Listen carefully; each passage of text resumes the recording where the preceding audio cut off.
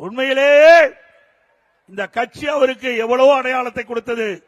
பொன்மனச்செம்மல் புரட்சி தலைவர் எம்ஜிஆர் உருவாக்கப்பட்ட இயக்கம், அம்மா கட்டிக்காத்த இயக்கம். அம்மா மறைவுக்கு பிறகு எவ்வளவு பிரச்சனை நாங்கள் சந்தித்தோம்.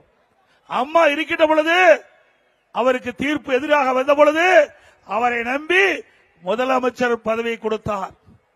சாதாரணவராக இருந்தவரை முதலமைச்சர் நாற்காலியில் அமர வைத்த இயக்கம் அதிமுக. அந்த நன்றியை மறந்து பொன்மனச்செம்மல் புரட்சி தலைவர் எம்ஜிஆர் திமுக தீய சக்தி, அதை வேரோடு தமிழகத்திலே அழிக்க வேண்டும், அதற்காக அதிமுகவை தோற்றுவித்தார்.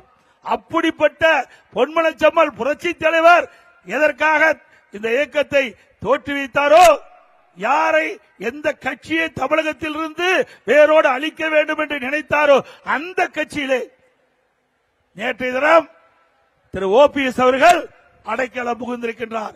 நான் ஏற்கனவே குறிப்பிட்டேன், பி டீம் என்று. இப்பொழுது பி டீம் நிரூபணமாகிவிட்டது.